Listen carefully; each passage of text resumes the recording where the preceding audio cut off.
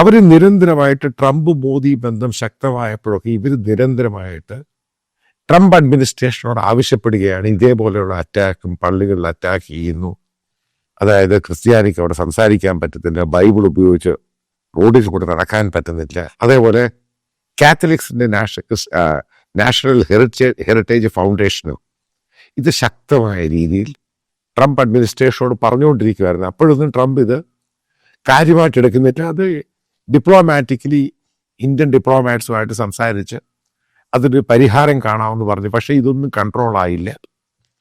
പിന്നീട് ഇന്ത്യയിൽ ഈ സംഭവങ്ങൾ ഓരോ ദിവസവും ഇത് കൂടി വരികയും അതേപോലെ തന്നെ ട്രംപും ഇന്ത്യൻ പ്രധാനമന്ത്രിയുടെ അടിയുമായി, പ്രശ്നമായി, ടാരിഫായി, മറ്റുള്ള ഇഷ്യൂവായി, ഓപ്പറേഷൻ സിന്ദൂറായി, അങ്ങനെ മറ്റു പല ഇഷ്യൂവും കൂടെ കയറി അങ്ങ് പെരുത്തു കഴിഞ്ഞപ്പോൾ ഈ പറയുന്ന റിപ്പബ്ലിക്കൻ പാർട്ടി അതിനകത്തുള്ള ഹാർഡ് കോർ ആയിട്ടുള്ള ക്രിസ്ത്യൻ ഗ്രൂപ്പും അവിടെയുള്ള ഹിന്ദു ഗ്രൂപ്പുകളെ അവരെ പ്രത്യക്ഷമായിട്ടും പരോക്ഷമായിട്ടും അവരെ അറ്റാക്ക് ചെയ്യാൻ തുടങ്ങി. അറ്റാക്ക് അടിയും പിടിയും ഒന്നും അല്ല.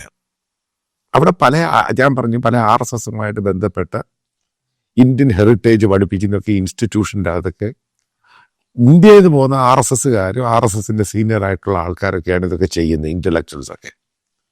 അവരുടെയൊക്കെ വിസ പുതുക്കാൻ പല ആൾക്കാരെ അവിടുന്ന് പറഞ്ഞു വിട്ടു. പല ആൾക്കാരും വിസ ചോദിച്ചായിരുന്നു, അതെല്ലാം അതൊക്കെ സസ്പെൻഡ് ചെയ്തു. അതായത് കോൺഫറൻസ് വിസ, വിസിറ്റിംഗ് വിസ അല്ല, കോൺഫറൻസ് വിസ, അതെല്ലാം അങ്ങ് സസ്പെൻഡ് ചെയ്തു. ഇത് പ്രശ്നമായി ബേസിക്കലി. അപ്പോൾ മോദി ഗവൺമെൻറ്റും ഈ പറയുന്ന RSSനോട് പറഞ്ഞു, നിങ്ങളുടെ ഒരു ഇമേജ്, കാരണം അമേരിക്ക ജനാധിപത്യ രാജ്യമാണ്, അതേപോലെ തന്നെ റിപ്പബ്ലിക്കൻ പാർട്ടി ആണെങ്കിലും ഡെമോക്രാറ്റ്സ് ആണെങ്കിലും രണ്ടു കൂട്ടത്തിലും ഹാർഡ് കോർ ആയിട്ടുള്ള ക്രിസ്ത്യൻ ഗ്രൂപ്പുകളുണ്ട്. ഇപ്പം ന്യൂയോർക്ക് മേയർ സൊഹറൻ മമദാനി ന്യൂയോർക്കിൻ്റെ മേയറായിട്ട് തിരഞ്ഞെടുക്കപ്പെട്ട അവിടുത്തെയുള്ള പാസ്റ്റേഴ്സ് എല്ലാം കൂടെ നിന്നാണ് അയാൾക്ക് വേണ്ടി പ്രാർത്ഥിക്കുന്നത്. ഇതാണ് അമേരിക്കയുടെ ഒരു കൾച്ചർ എന്ന് പറയുന്നത്. ബേസിക്കലി ഒരു ക്രിസ്ത്യൻ ഫൗണ്ടേഷനാണ്. ഇന്ത്യയുടെ ഒരു സെക്യുലർ രീതിയാണ്, പക്ഷേ ഇന്ത്യൻ ഏറ്റവും കൂടുതൽ ഹിന്ദു രീതിയിലുള്ള സംഭവമാണ്. പക്ഷേ അമേരിക്കൻ അത് വിസിബിളാണ്. അതവിടെ പോകുന്നവർക്ക് മനസ്സിലാകും.